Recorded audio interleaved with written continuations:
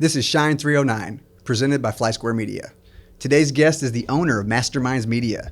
She was recently recognized by receiving the Court of Honor Award and President Award for her work with Best Version Media, where she connects the community with 3 different publications that reach over 10,000 homes. She is a fantastic photographer, a branding and marketing expert, none other than Bloomington Normal's very own Steph Mazanowski. What's up, Steph? Hey, how's it going? Good. I always hate those intros. And I say that in every one. People are going to be like, this guy's ridiculous. How are you today? I'm great. So the sun is shining and it's warm out. No, right? So you just posted something. Tell me more about what you do with Best Version Media and how you're able to connect the community with that. Yeah, so my work with Best Version Media is freelance. My business is Mazter Mindz Media, but the magazines that I put out each month are powered by Best Version Media. So I'm in partnership with a nationwide company that is in all 50 states and in Canada. And here it allows me to be here local, build relationships with local businesses and within the community, but have the backing of a nationwide company that has all the resources and tools that I need to be able to help support local businesses. And when I took on the role as publisher, which is what we're called, I never in a million years expected to be the center of such a huge web of networking. But in meeting with business owners all day, every day, it has just kind of become a natural thing, a natural phenomenon, if you will, to become a community connector. I hear about a business, who they are, what they do, what they have to offer, and what their needs are. And inevitably, 2 weeks later, I run into somebody else who either has that need or can fulfill that need. And I'm like, hey, you two should meet. So I make an introduction and follow through and kind of connect those people. And then if you've seen the movie Hitch with Will Smith, I feel like that only for businesses, right? So I connect the two and then I just sit back and watch the magic happen. And sometimes I don't know what comes out of them. But then I see 2 businesses that I introduced now doing business together. I'm like, ooh, something must have happened, right? In a positive way. So opening up those doors for businesses that maybe eventually would have been opened or that they would have run into each other, but maybe I helped do that quicker. And so being a part of that here locally has been awesome, but just I think you're alluding to my Facebook post this morning. So it's actually statewide, nationwide resources, right? So there are others, publishers across the state, across the country that do what I do in their own communities. And so my boyfriend's son was broken down with his truck yesterday morning, and he's stuck 2 hours from home. His dad is on a work trip in Minnesota, and he's a sitting duck in Oswego. And Jim's like, I can't get away from, my business stuff, my conference until lunchtime, and it's morning. So we get his son taken care of transportation wise, but the truck is still on the side of the road. So I'm like, who do I know near Oswego? Nobody. However, I pull up the map of everywhere that we have publications, and I find Plainfield Neighbors, which is only 20 minutes from Oswego. And I call up the publisher and I just said, hey, I was like, do you have a trusted mechanic that you work with? And she goes, I do. So she introduced me or gave me the number and said who to ask for. So I called and talked with the owner, and he's like, yep, we'll get you taken care of. And voila, the truck is now in his shop and he's taking care of it. So, nice. It's just kind of that network of people locally, but also statewide and potentially nationwide if I'm ever stuck. Was that random that you just looked up who's in that area, or did you know her prior to that? I knew her prior to that. We do conferences and division meetings and stuff, monthly division meetings. And so she's part of our Chicagoland team. And so I see her, once or twice a quarter. Gotcha. And then a couple times a year we'll be at a conference together. So I know who she is. So you do both the magazine and Mazter Mindz Media. If you had to gauge percentage-wise, which one takes up the most time? Well, the magazine kind of is Mazter Mindz Media, except for the fact that I'm also a photographer. So I kind of created Mazter Mindz as an umbrella company for all the hats that I wear. So I've been doing photography now for 16 years. And then I had the one magazine, which was Neighbors of Southwestern Bloomington, which is now Neighbors of Southern Bloomington because we rebranded. And then I took on a sports magazine, and then I took over Eastside Magazine. And so when I was telling people what I do, it was like, I'm a photographer and I'm also the publisher for this and that. And people are like, what? So, also when I was signing up, for membership for the chamber, I'm like, how do I list myself? Because I have 18,000 different businesses. You wear a lot of hats. So I decided my business was incorporated as Mazter Mindz Incorporated. So I just created Mazter Mindz Media, and that's kind of how I've been branding myself. Photography, the magazines, well, 3 of them, just kind of some freelance graphic design, website sort of work, and consulting just kind of has become this media company, if you will.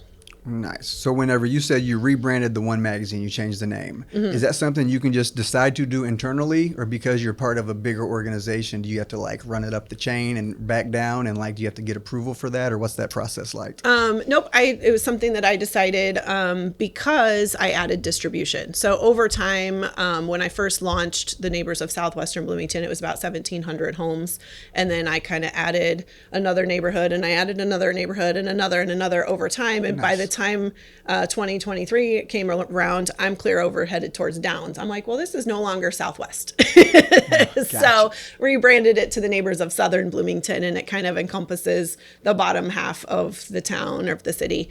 And then, of course, northeast side is, the big square on the east side plus Ironwood. So what does that look like? So you go to the clients, you get them to commit, and then like are you designing the marketing material, or what actually gets put into the magazine, and what does that process look like? Like, are you putting it into a template and you send it out to shop, or like are you putting the magazines together, or explain that whole process? Yeah, so I have a whole group of people. So I have a designer who takes care of the ad creation and the layout of the publications. Her name is Jennifer.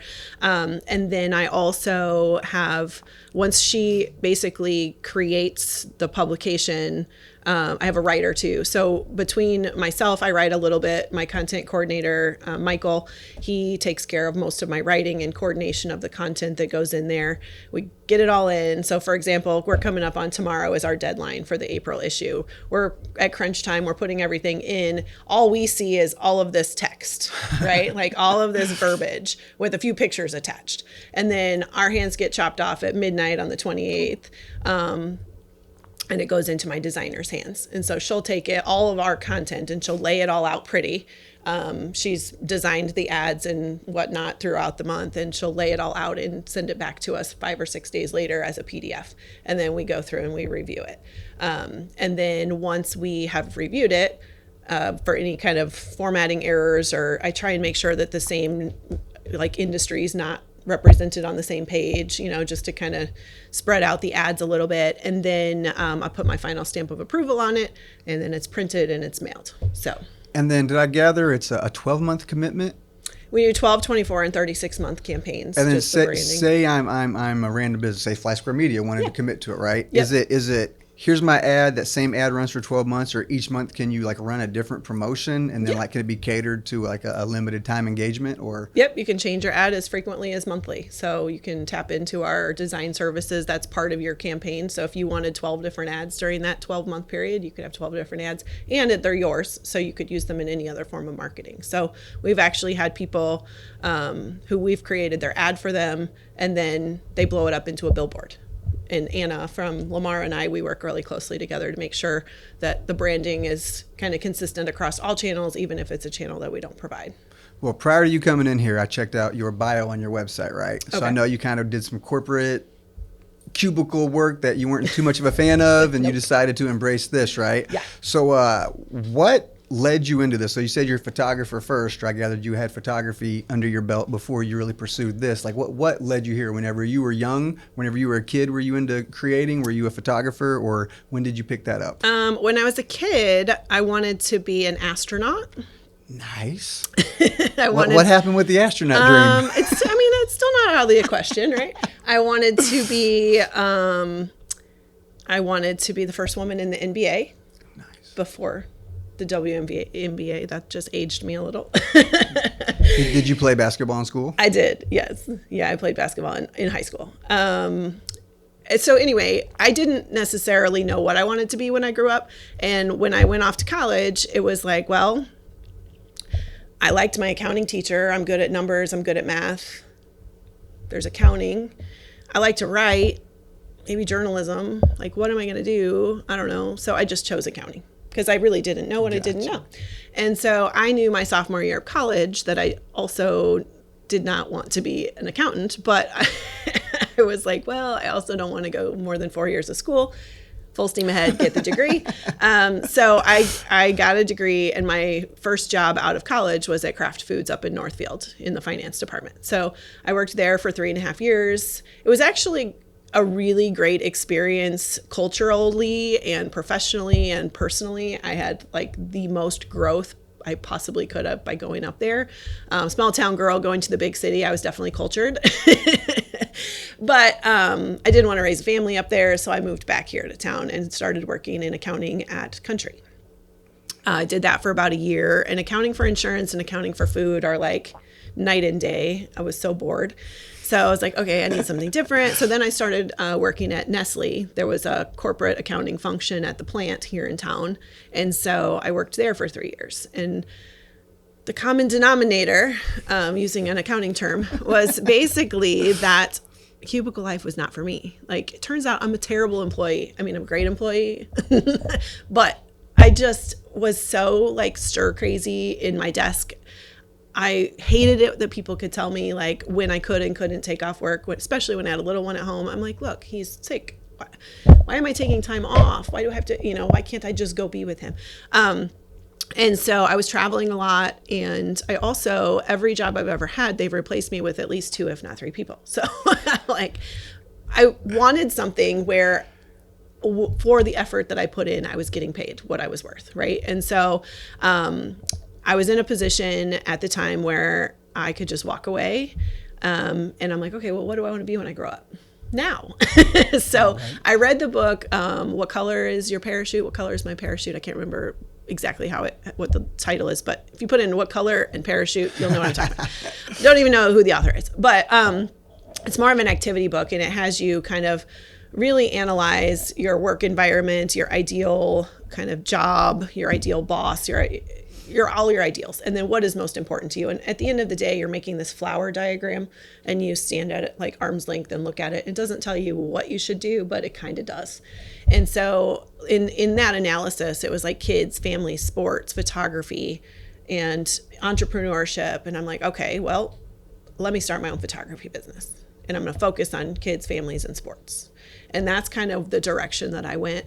And then I did some newborn photography with Bella Baby Photography at the hospitals for like 6 years. I managed the area. I had 35 photographers reporting to me, so I've got some management experience. Helped grow the area, and then they did a restructure, company-wide restructure.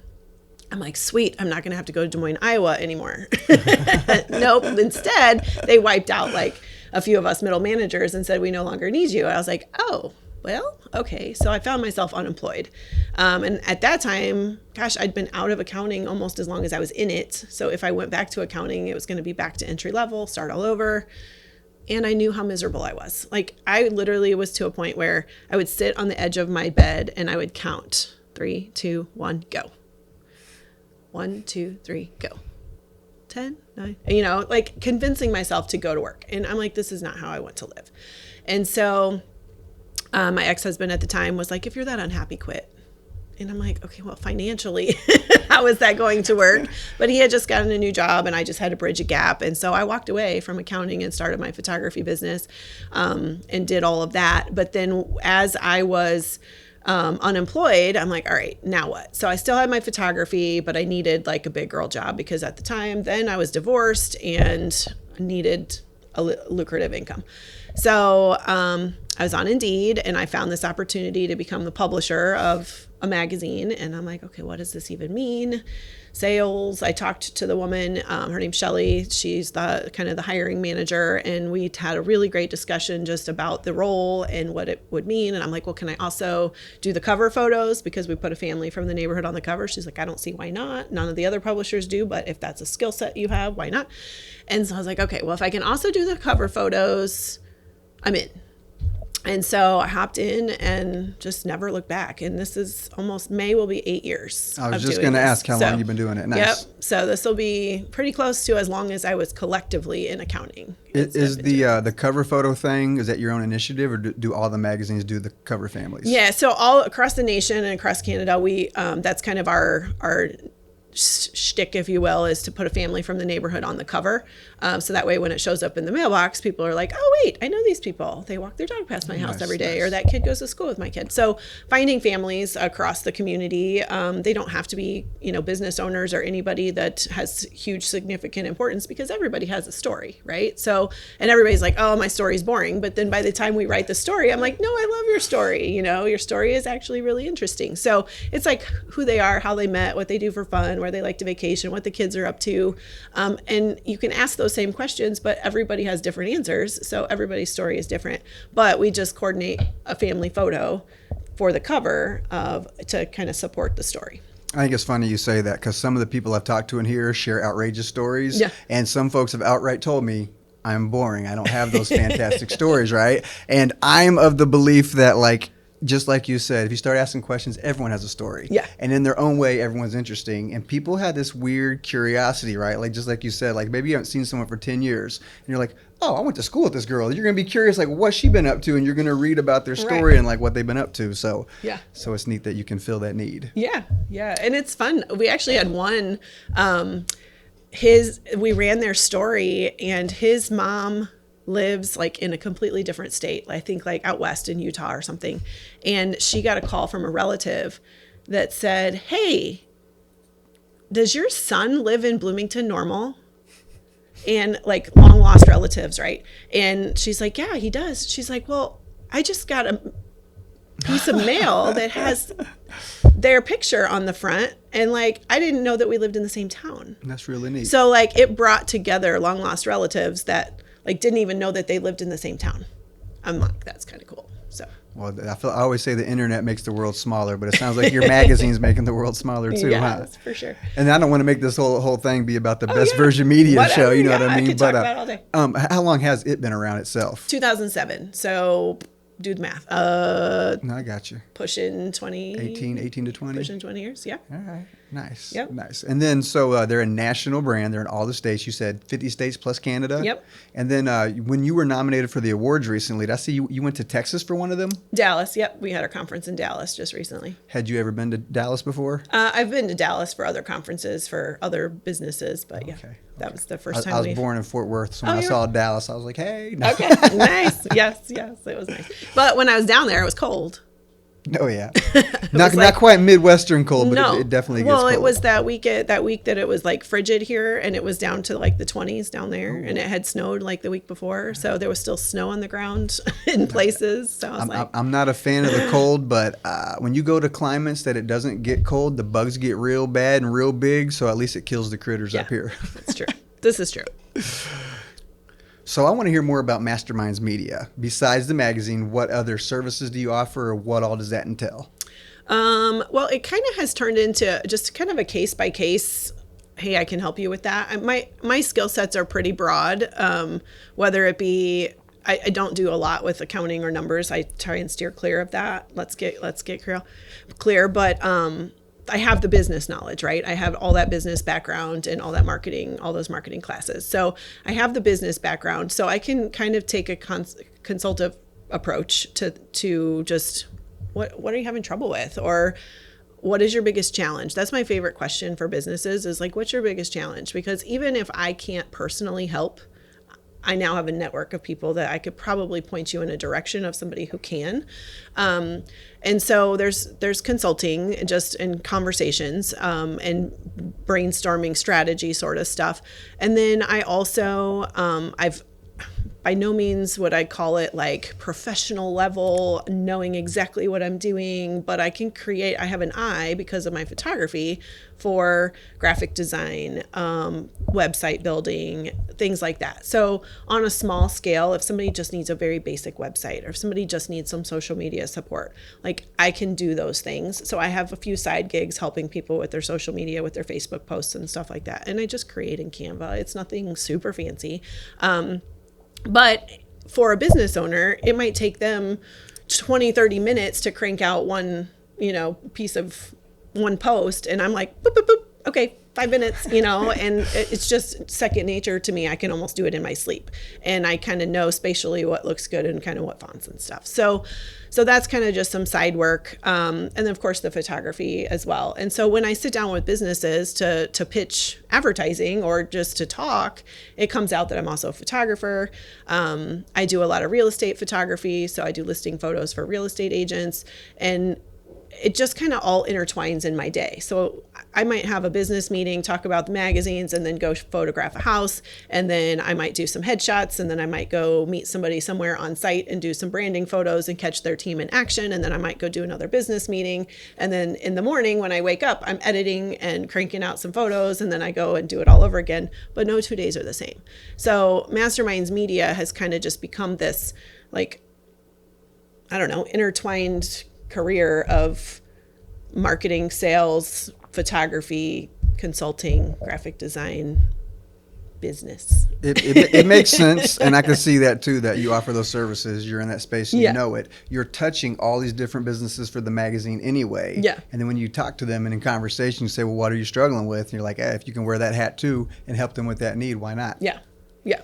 And it may not be that I have many people that I do things for that are not clients of the magazine, but they're clients in other ways. So maybe someday they will be a client in the magazine because of the other things that we're doing together, because people do business with people that they know, like, and trust. So it's just building those relationships and establishing, some sort of partnership. And the partnership usually ends up growing depending on what their needs are. And I like that you hit the nail on the head. People do business with people they know, like, and trust. That's part of the reason I'm doing this. It's an opportunity to build relationships. Sure. And then it's letting people know what you do. Yeah. And then I think a lot could be said for, like, you want to do business with people that you know, like, and trust, right? Yeah. Whenever you see video content, long format like this, you can gauge a person the way they communicate, the way they move, how knowledgeable they are, the vibe that they bring to the table, right? Their level of prowess or expertise. Right. And I just see so much upside for this. Like, I'm a video production guy. Yeah. If we want to sit down, do something polished and produced and do like a little 30-second ad, well, that's one way to create a piece of media to promote your business. But I feel like with doing this, from a single 1-hour conversation, I can pull 5 to 20 video clips, and then that's an opportunity to either share knowledge or just highlight a clever thing that someone said. And then it keeps overhead low. For low production costs, you can create a mass volume of video content just by doing this. Right. So that's another angle that I want to do with this. Once I have it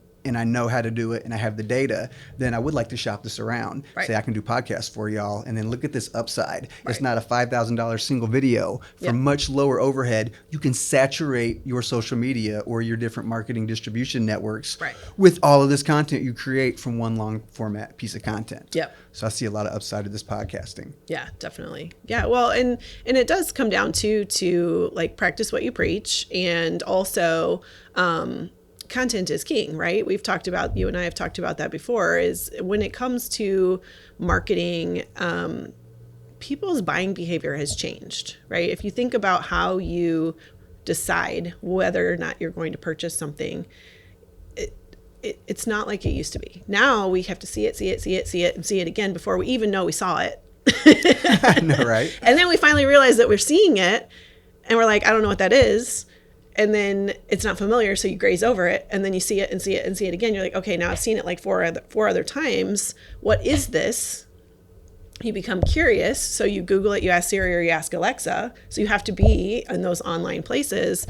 But then what do people do? Then they read reviews, they look at your website, they check you out, they do their own research. They get 75 to 80% of the way sure that they want to use you or buy your service or product before they even call you. So you have to create all of that, whatever it is they're Googling, whatever it is they're looking for, you have to put that out there, so that they can get what they're looking for, because can I help you? Nope, I'm good. No, right? We all do that. But yes, I need help and I'm really seeking something, but I don't want to tell you that I need you because I don't know yet if I need you. I want to do research. I want to decide for sure if I need what you're selling. So it's important to put all that knowledge and expertise and examples and everything out there for people, so that they can see for themselves what you are up to, what you have to offer. And the best way to do that is to do it, do what you're trying to sell, right? So this is great for you. And then just what you said, I wish I remember what the piece of content was. I remember there's something that I'm doing the scroll of death, and I must have seen something several times. And then I was like, well, what is this? I keep seeing it, and I clicked on it, and I was like, oh, like this is right up my alley. It pertains to me. It's something I'm actually interested in. And I sat and paused for a minute, and I thought about how marketing works. And you got however many impressions before you're even going to make a buying decision.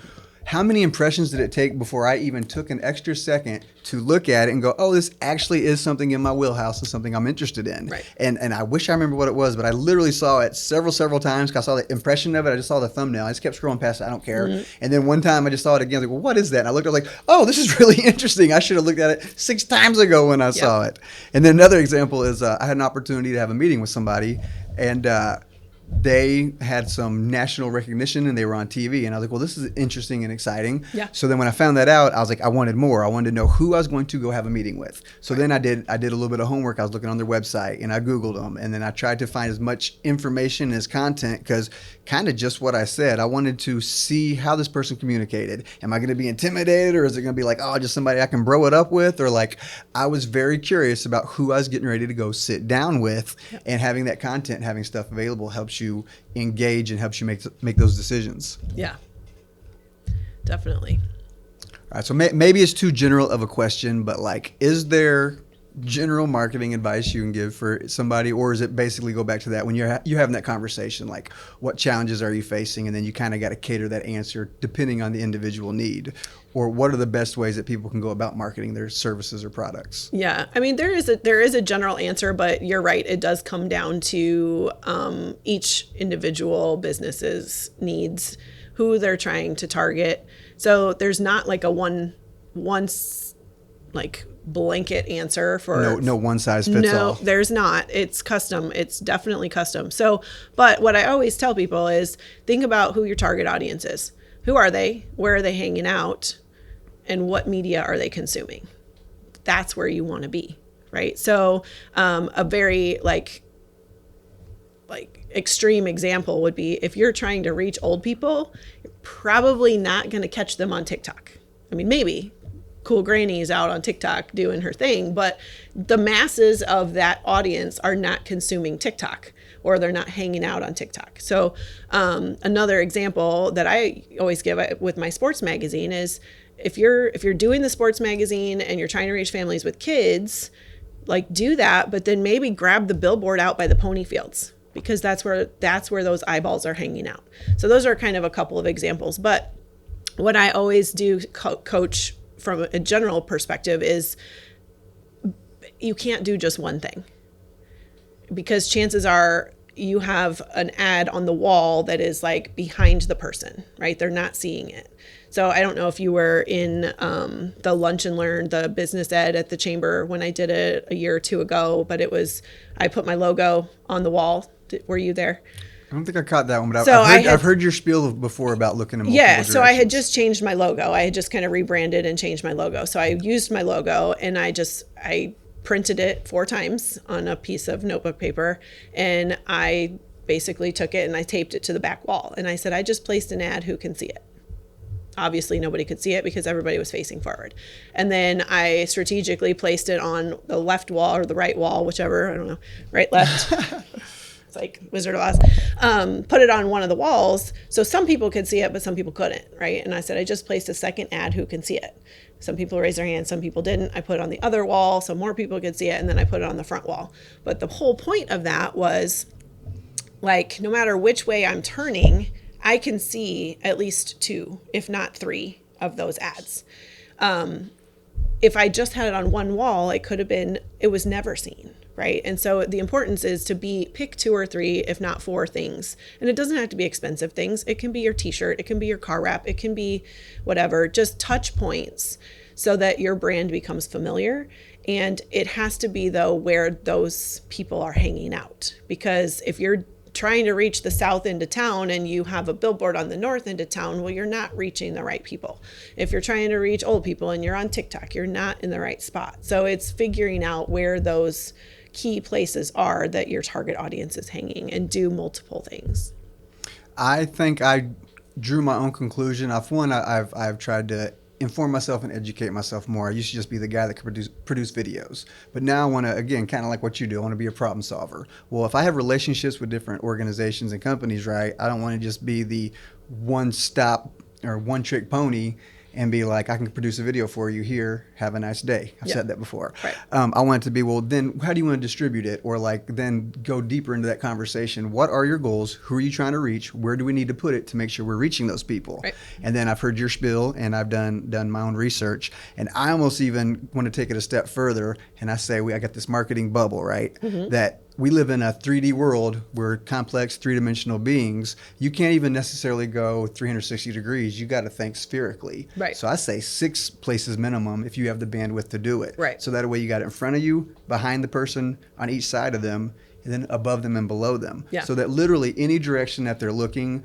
it's going to increase the likelihood that they're going to see your brand. Yeah. And it's true because, I mean, we are served up 5,000 to 8,000 ads a day in various formats, whether it be cars, billboards, magazines, like T-shirts, this, that, whatever. There's ads everywhere you look, right? And so in order for it to register, because it's so saturated, you have to see it multi-channel. It has to be in multiple directions, and people gravitate towards things that are familiar. Right. And so it has to become familiar to the person. If you think about anything in life, whether it be a room full of strangers and you see one person, you're going to that one person, right? If it's a lineup of a bunch of different coffees that you've never heard of and you have the Starbucks symbol, well, I'm going to go to Starbucks because it's familiar. If I'm in a foreign country and the only thing I recognize is the Golden Arches, guess where I'm eating, right? Because it's just familiar. So it's just our own human nature to gravitate towards what's familiar. And the only way, especially like a new business or somebody who's rebranded, is going to be chosen is if they're familiar. And so it's being in those places and developing that familiarity with your brand. It's funny you say the Golden Arches for 2 reasons. One, I just saw the movie Founder. You know what that Yep. is? With the McDonald's and the whole nine. And, Yep. and I thought that was inspirational and it made me want to dig in and go harder. But 2, it was so funny. So I don't know if you knew, I'm prior service Army. Oh. When I was in Germany, I traveled a lot. Okay. And like I'd go spend the weekend in Greece. And I was in my 20s. All I cared about was partying and seeing the sights, right? Yeah. And then I'd come back and people were like, oh, you went to Greece? Like, did you eat the cuisine, this and that? Like, how's the Greek food? I was drinking beer and eating at McDonald's. People were like, you went to Greece and ate McDonald's? I was like, I knew what to expect, you know? Like, you go and spend $30, 80 euro, I don't know, but spend a bunch of money on some entree, and I was a picky eater. Yeah. I eat a lot more stuff now than I did 20 years ago, but I'd be mad if I went and spent $20, $30, $40 on a plate of food, and everything was gross to me. I'd eat the potatoes. Yep. Well, I'll go spend $5 on a cheeseburger and then go to the club later that night. Right? Comfort and familiarity. Yes, definitely. So it sounds like you got a lot going on, and I feel like this is one of those general vanilla questions, but really they're like, how do you prevent burnout, and how do you remain consistent and keep doing what you're doing? Yeah, I mean, no 2 days are the same. So I think that certainly helps with whatever burnout could possibly happen. Every day is different. Everybody's story is different. Everybody's needs are different. And even, obviously when I encounter a new person, my end goal would be for them to be a client someday. I mean, we're all in sales. You're silly if that's not your end goal. But I find so much joy in just connecting people that, like, even if I didn't make a sale that day, that week, or even that month, sometimes it goes a month and I haven't made a sale, which gets a little nerve-wracking. But, I feel at the end of the day that I've made a difference and that I have connected to people and I've opened a door for somebody and they have got success, right? That makes me feel good and makes me sleep at night. And then I know that, what is the Zig Ziglar quote? If you help enough other people get what they want, you'll get what you want too, right? So if you lead with that giving spirit, that all that good karma will eventually come back to you. Maybe not from that person. Maybe it'll be from somebody completely different, and maybe it'll be in 6 months, maybe it'll be in 6 years, you just have to trust the process. And so just the variety of it though, I love what I do. I don't feel like I work my ass off, but I don't feel like I work a day in my life. So nice. Yeah. That's what I was hoping you'd say. It's funny you mentioned karma. I was explaining karma. I got a 10-year-old, and I asked him if he knew what karma was, and he gave me an example, and I was like, no, kind of. And then he was like, kind of like, yeah, you get what you put in. I was like, no, exactly. And I was like, it's not tit for tat. He's like, if I throw a water bottle, I mean, somebody's gonna hit me with the water bottle. I'm not exactly, but yeah, like especially in business, like you do something good or you help somebody, then in turn, it's not like you do it with any expectation, but then it just tends to happen that way, that you're putting that good energy in the universe. You're helping somebody. People remember that. People remember who helped them. Right. And then as you develop more relationships with more businesses, I see that too. It's great to be a resource. Yeah. Or then I used to see other folks that do video work as kind of like competition. Like, I don't know, I'm staying in my lane. Like, don't steal my customers. Well, you only have so much bandwidth. Right. You can only have so many relationships and serve so many people. Yeah. And like the end of last year, I got bogged down with commitments. And whenever I was taking leads in, I reached out. I'm like, I got a list of other people that do video work. And it's not just, oh, I'm busy. No. Or let me try to price gouge you. It's, I'm unable to fulfill this commitment at the time. Maybe one of these guys can help you. Yeah. And then even beyond that, knowing all these, just like you said, when you know all these different people that do these different things, you feel it's rewarding to be like, I can't help you, but I know who can, and they will take good care of you. And it's really nice to be that resource, and then to actually, because you're helping them and you're helping them, and then it's at the end of the day, it's that good karma again. It is, yeah. And I mean, you bring up competition. I love that because it's, there is so many of our industries, whatever industry you're in, there's plenty of them, but to see them collaborate and to see them become partners or leverage each other when they can't, I know plumbers that work together. I know, they're competing businesses, but at Volleypalooza, that's kind of fun. Maybe we should talk about that. The 4 volleyball venues, the sand volleyball venues, I have kind of been pulled in. This will be the 4th year for our multi-venue sand volleyball tournament, and it's the 4 competing venues that come together at the table, and it's so fun to have seen them become like great friends over the last 4 years. They could be worried about, oh, you're going to see their sand and their environment and they're going to jump ship, but that's not it. They all come together for 4 charities, and last year we raised $20,000 for 4 local charities. Wow, so nice. Just to see that collaboration. But with photography, I don't shoot weddings. So if somebody's like, hey, do you do weddings? I'm like, I do everything but weddings because I don't like to work on the weekends. I'm like, no, I don't want to work on the weekend. I mean, don't get me wrong. I will do destination weddings all day. If somebody wants to, fly me to somewhere warm and sunny, I will photograph their wedding. But generally speaking, I don't do things on the weekends. So if somebody's looking for an event or a wedding, I will farm that out all day. I've got a few photographers that I'll send people to, but I'm also, like you said, very busy. So there are things that I can't pick up that it's nice to have a few photographers that I could refer business to that I know will take good care of those people and do a good job. You just mentioned fundraising, and it made me think of something. Tell me about Professionals with a Purpose. Yeah. Thank you. And what's your role in that? So I'm actually leading the group. Like it or not. I don't know. I fall into the leadership role just naturally. I don't know. But so it's kind of a spin-off of a group called Mazter Networks that we were all a part of. And it was kind of like a BNI where, you were exclusive to the only one per industry, and the group was having trouble growing. And when it came time to renew our dues, we're like, where's that money going? So we kind of just decided like, hey, what could we do to build our own group? So the core group of 5 or 6 of us that were former Mazter Networks members kind of came to the table, and we were like, what do we want the identity of this to look like? So we kind of took all the things that we liked about networking and all the things we didn't like about networking, and tried to come up with like that perfect networking group. But it's not really, it's networking, but it's not. So the premise behind it is a group of business professionals who come together for the sake of charity to help charities. And so we meet 2 times a month. So on the 2nd and 4th Mondays, we meet at Kegler's on the patio there at noon. Come join us. But more the merrier, not industry specific. So on the second Monday of the month, we hear from 2 local charities. So if there's charities interested in presenting to our group, we would love to have them. And then on the 4th Monday, we have a personal development, professional development, or just community engagement sort of speaker come and talk to our group, whoever makes sense to talk to business professionals. And we go through that for 3 months. And then at the end of the quarter, we vote on one of the 6 charities that we just heard from is who's going to get our dues, if you will. So our dues are $100 per person per quarter. And so we're up to 27 members or 27 members. Nice. So our donation last quarter was about $2,500 to the charity. And then we're kind of finishing the cycle, and we'll do that again. Our goal is to have 100 members or 100 or more members so that we can do 4 $10,000 gives over the course of the year. And then we do one kind of group volunteer event per year as well. No, that's incredible.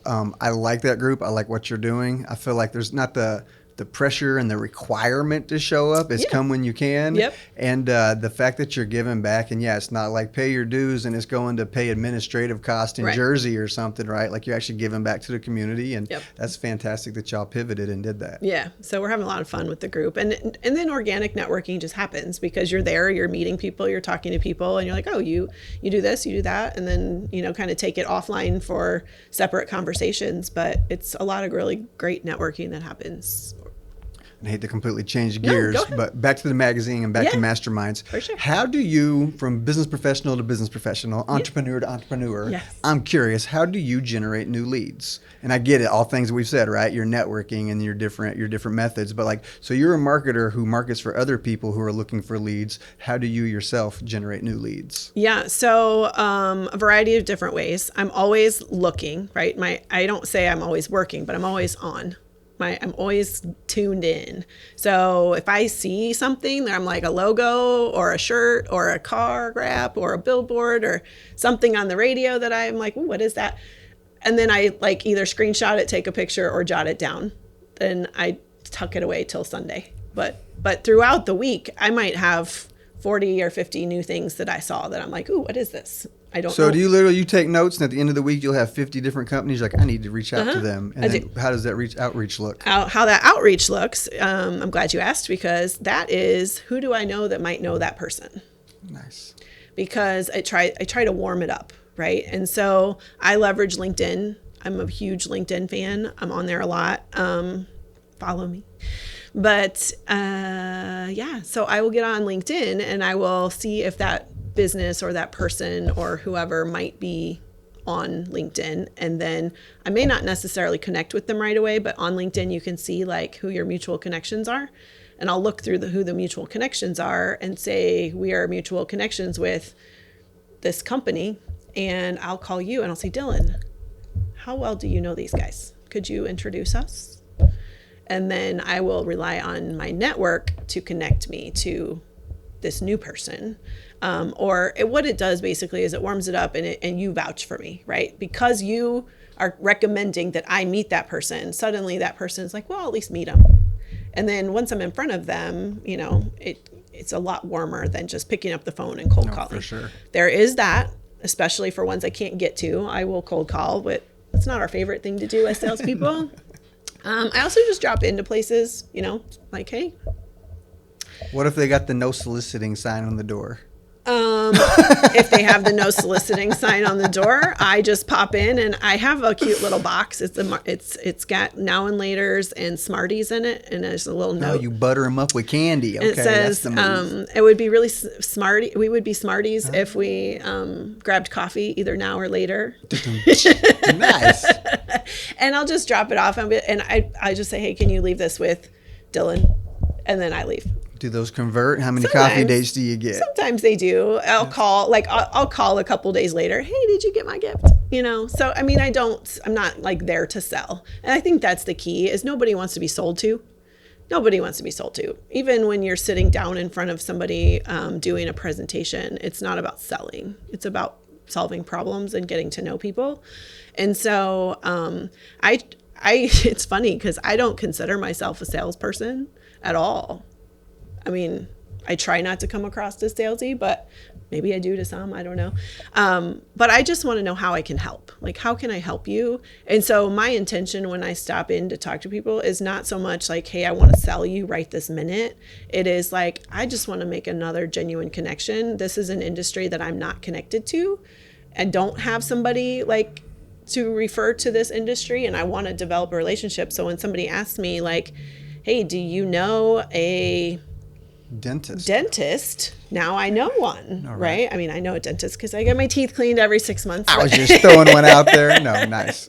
But yes, like if it's, do you know somebody who does nails? I'm like, no, I don't. Well, now I do, right? So just making those connections of like who I can refer people to. And you said the line, no one likes to be sold, Yeah, but everyone likes to buy. That's a Jeffrey Gitomer line. You know Jeffrey Gitomer? I don't. It's so you don't want to be a salesperson, but Right. it's Little Red Book of Sales. Okay. And it's a good read. It's a good read. A lot of gems in there. Yeah, sales is a funny thing.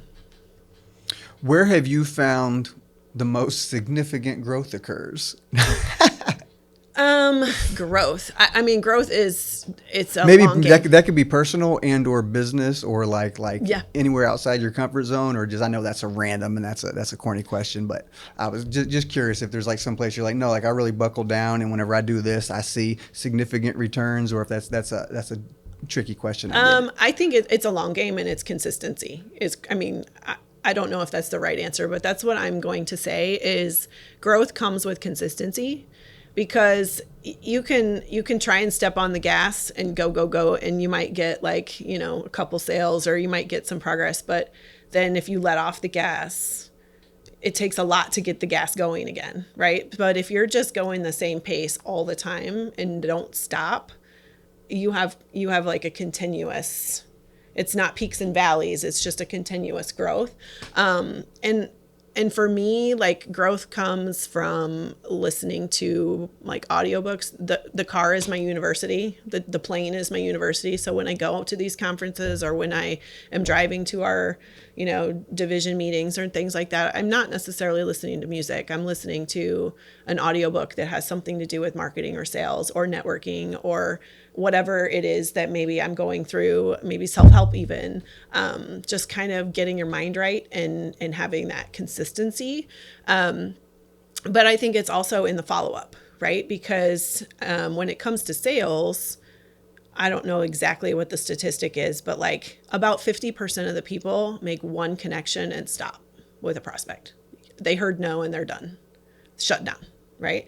But after, like the magic starts to happen after the 5th and the 6th and the 7th touch, but only like 10% of people go that far. And so I like to call it pleasant persistence. Nice. It's finding out when is it okay, Dylan, I understand now is not the perfect time for you, but when is a good time to follow up? 6 months? Okay. Nice. And then I call you in 6 months and say, hey, just as promised, I'm following up with you to see where you're at. Still not ready? Okay, when's a good time to follow up? And maybe somewhere in between there, I reach out because I have something new. Dylan, I don't know if now is the right time, but we just got a new product and I just wanted to see if it's something might solve a different problem. I know where you're at with what I had, but now I have this. Is this something that you want to chat about? So new information or asking for permission to reach back out.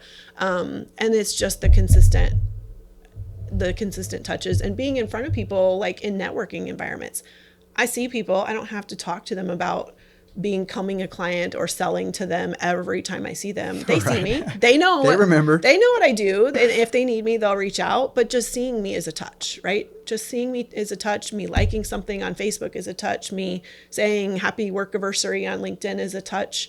Me putting out educational content on LinkedIn is a touch. Just being present in all of those channels. And then when they're ready, they come on board. But it's kind of a garden. I like to consider it like a garden. I planted the seed. Some crops grow right away. Sometimes you have to spread water and sunshine on them, and it might take a year or 2 or 3 for them to pop up. And just when you least expect it, you have a bean field, and a piece of corn pops up, and you're like, oh, where'd you come from? Oh, you're ready now? Okay, let's go. No, nice. So it's the constant like managing of your crop, really. I like that analogy. Yeah. And then I like that you mentioned the networking. I say that networking is marketing in person. Yeah, it is. And you don't want to be douchey and always plug them like, you Right. don't want to, just like you said, no one wants to be sold to, but everyone likes to buy. Yeah. And then, once they know who you are and what you do, you don't have to constantly bug them. And it's like, it gets annoying. Like maybe it's because I'm kind of in sales or like we're business owners, but even before I was operating Fly Square Media, I hate when people hit me with their sales pitches or when I see right through it. Yep. And then I see too that the more you have these conversations, the better you get at it. Yeah. Like when you're a car salesman and you literally have that ABC conversation all day, Yep. you already know their LMNOP rejections and you got X, Y, and Z ready for them. And versus whenever you're brand new to it and you're not versed in this conversation, you're not used to having that loop. So the more you do it, you learn through repetition and consistency. Yeah. Yeah, I do have kind of a funny growth story from when I went up to Kraft Foods. You want to hear it? Yeah. So we're here for it. this will break it down and make it a little more fun. So small town girl from a town of 1,800 people, no stoplights, like Mount Pulaski, Illinois. I don't know if you know where that is, but like 10 miles south of Lincoln. And I came to school here at Illinois State, so I knew stoplights because of Bloomington Normal. But my only job out of college was to Kraft Foods up in Northfield. So I'm like, small town girl going to the big city. Well, first thing was I didn't know the area, so I got a 6-month lease in Arlington Heights, and the job was in Northfield. That's about 15 miles.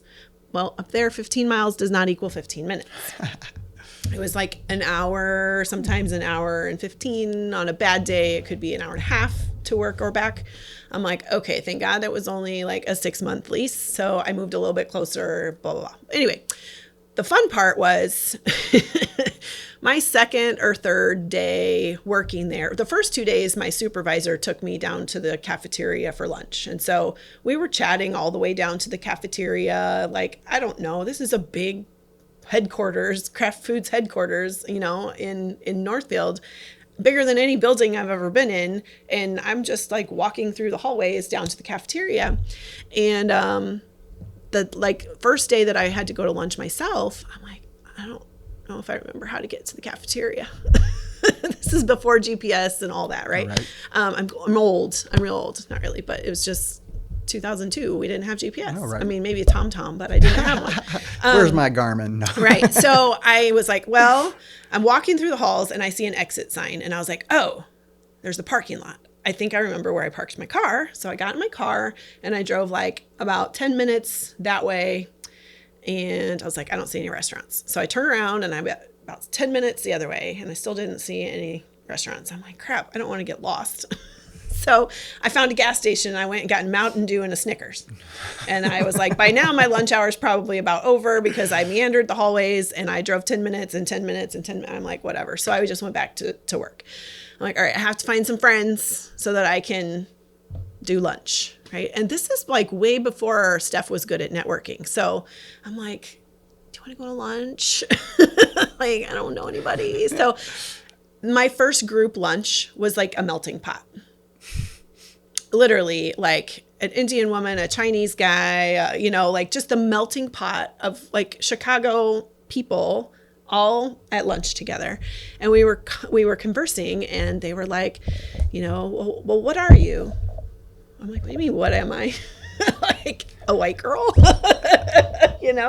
And I'm like, I don't even know. I have no idea like what nationality, what my background is. I know nothing. I'm a white girl from small town USA. And so I had to go home and ask, like, what is our background? So I'm German. I'm 100% German with a Polish last name.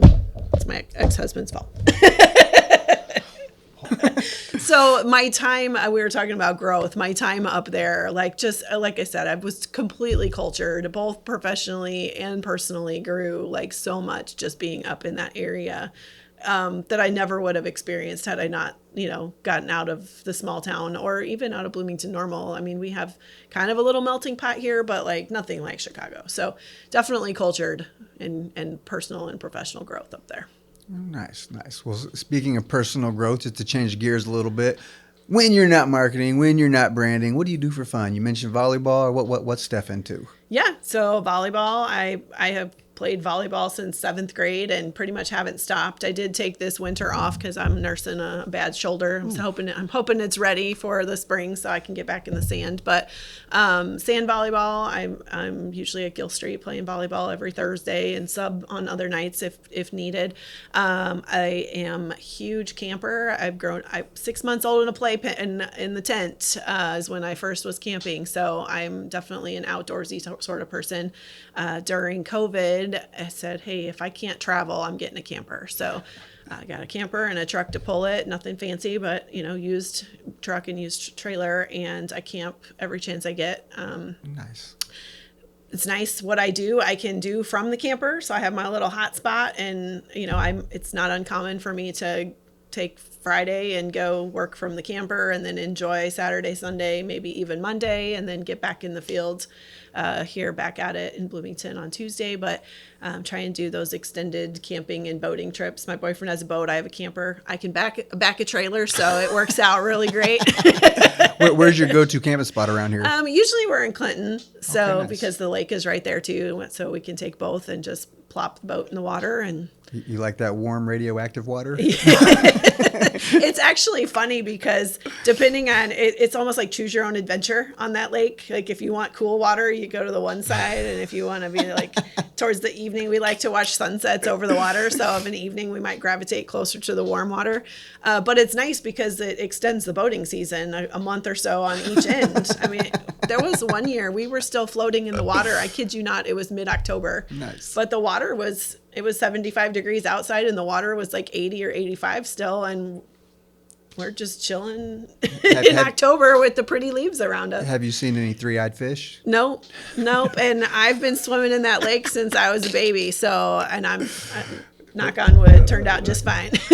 maybe somehow it's good for you. It's killing germs or I don't know. Maybe. No, I'm totally joking. Maybe. No, I have a good childhood friend of mine that works on solar installation projects. Yeah. He manages them, and they were giving him a per diem, and they were spending money at hotels. Okay. And he ended up shifting. He bought himself a big fancy camper. Yeah. And he's saving on his overhead. He just camps out, and it's one of those big luxury campers that like you go inside it, like it looks like a nice little apartment. It's got like a little fake marble thing and a little fireplace. And I'm like, this is the coolest camper I've ever seen. Yeah.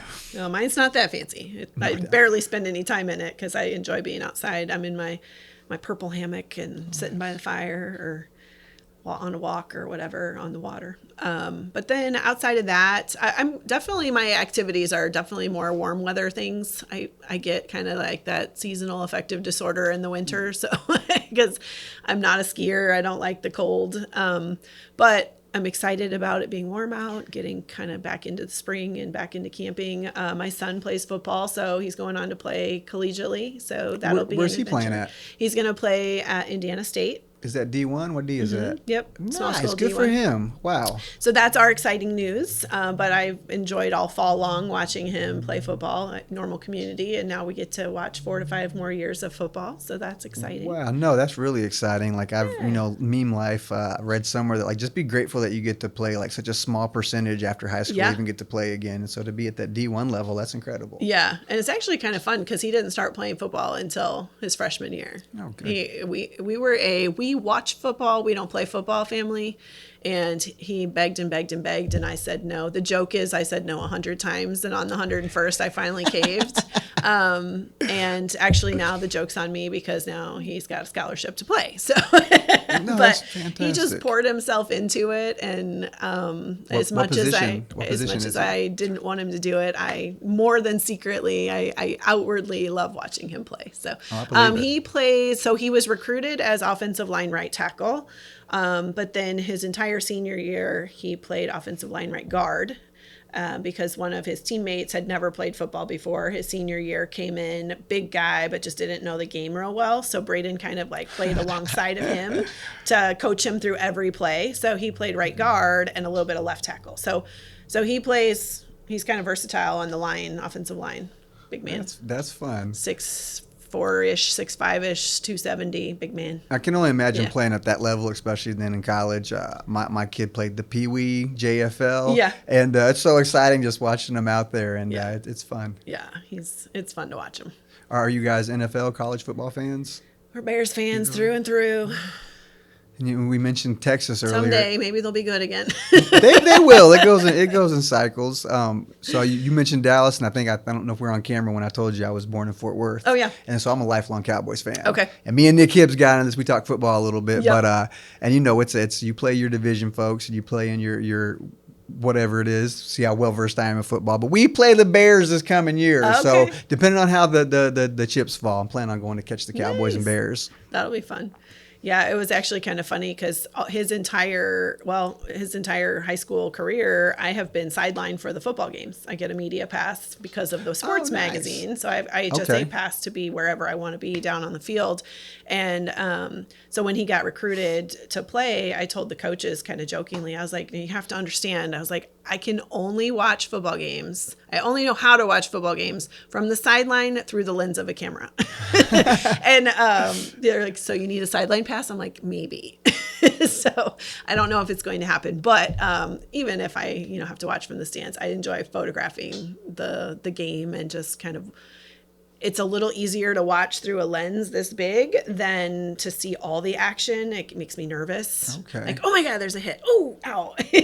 I filmed Bloomington High School. Zone in on the ball and don't have to see the rest of that. That's good. I know maybe a photo it's a little easier. You need that split second. Yeah. I was filming some Bloomington High School football, and it's tricky to follow the action sometimes because it goes so quick and you can miss it. So that's why thankfully you get multiple plays. But you don't want to miss that one big play or the one exciting thing. Yeah, and you kind of have to know the team a little bit. No, that helps. Normal Community, they were just a solid team, and I never played. I always made sure I was on the backside of the opposing team's offense because I always was anticipating a defensive play, like an interception or something. I was like, I'm not going on that side because the action's going to go this way.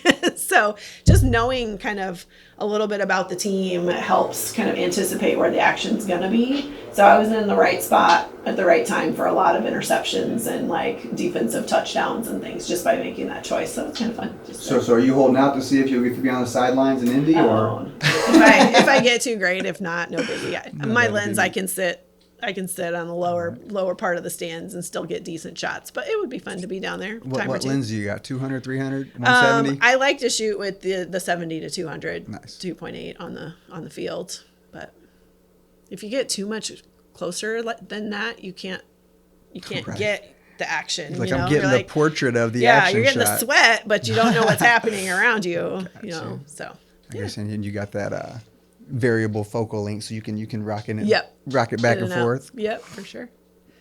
Well, we mentioned books for a minute. Oh yeah, I'll switch directions into this before I get you out of here. Yeah. You said, what was that book? Your parachute book? Are there any recommended reading? Any books that you would recommend? Or you've said the university is the car or plane rides. Yeah. What's some good reading or listening that you would recommend? Well, I suck at remembering who the authors are, so you'll have to look up who they are. But I do like Atomic Habits. I believe, is that James Clear?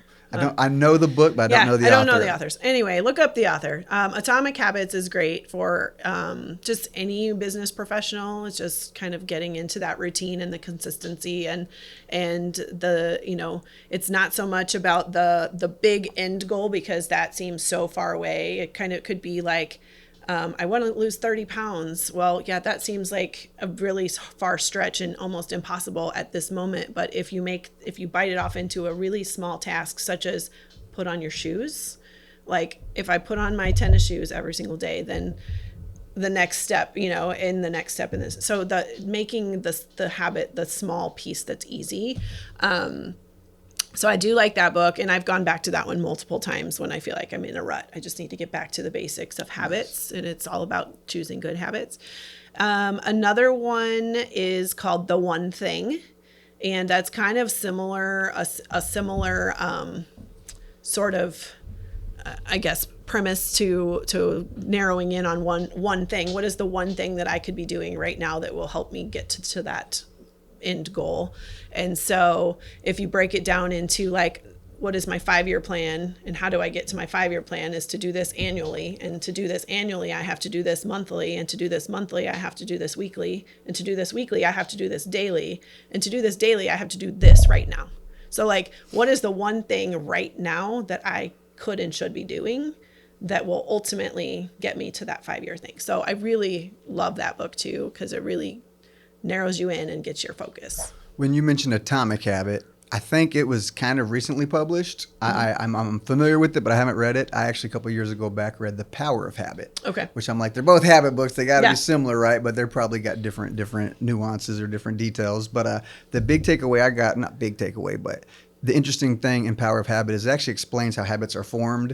That's kind of like this reward system, and then that you go in this loop every time. Yeah. And then when you know it and you can anticipate it, you can prevent that reward system or replace it with something. Because just saying no and stopping is more challenging than if you replace it whenever you get in that habit loop. Do you remember if the Atomic Habits explains I can't recall. It's been a minute since I've had it in my hands. But one of the things that I think was addressed in that book was kind of related, where it's like, what is something that you truly love to do, and you don't get to do that until this is accomplished. So it's like the reward system of, okay, yes, I can have a beer, but before I have a beer, I have to go work out, or whatever your trade-off is, something that is a reward, but in order to get that, you have to get your shit done first. So I cussed. Oh no! And that was early on. I decided that I didn't give you that heads up. I decided if I'm going to have an authentic conversation when I'm myself, I cuss, and I had to let that go. That Okay. I can't just have a conversation without the occasional, like, let's not just be belligerent, just cuss up a storm and be ignorant. Right. But I mean, two adults having a casual conversation, you're gonna cuss. Yes. That's funny. Is toward the end here, you dropped an S. I got a little relaxed. No, that's great. That delayed gratification, it really kind of boils down to that self-discipline. Yeah. And the longer you can put that off, it's like put in this work. It's real easy just to pick up that phone and get that quick splash of dopamine. That's why I say you get the drip. You want the drip? Right. And it's so hard. That's why I literally find times I have to put my phone in the other room. Because it's like, especially like editing, I'll need to render something out. And I know it's going to take 30 seconds to 2 minutes to spit that video out. Yeah. I could do something productive with that time, jump over and check my email or I don't know what, or just sit there and wait patiently. Oftentimes I'll pull out my phone and then I'll find myself doing the scroll of death. Like I just wasted 4.5 to 5 minutes. I look up, I'm like, oh, my edit's done. Right. And consistently throughout the day, how much freaking time am I wasting being on that phone? There's an app for that. You know what it's called? I know. What's the Airplane mode. No, I do put it on airplane mode. You know what? And then I don't know how much truth there is to it. We can all Google it. I put it on airplane mode because I've gathered radiation comes from these and it's bouncing off of radars or satellites. So I'll put it in airplane mode because it reduces how much radiation is. I don't know if it affects you. And I read that radiation in your brain's liquid. It can do bad things. Right. But then there's other data that says it's not going to hurt you. But it makes sense that satellites are beaming off your phone. Big 5G towers just sitting there just frying your brain. Bzz, bzz, bzz, We'll know when we're like 90. We'll see how we're holding up. Your radioactive water in Clinton. We're all screwed. Maybe that's my counteractiveness to the radioactiveness, and I'm doing just fine. I don't know. I'm not glowing green or anything when I turn the lights out. So you're a radiation survivor. I am. Who knows? Well, I think that's a high note to end it on, Steph. I really appreciate your insight and your input, and I loved hearing more about Mazter Mindz Media and your magazines, and I look forward to seeing more from you. Sounds great. Thanks for having me. Thanks so much. Awesome. All right, we'll call that that. Okay. Thank you. Of course. We slapped that on there, though. That was mildly on. Out in this fresh gear. Next year was my best year. This year was my flex on. Like a shoe deal with a check on. It might be like a Nike with a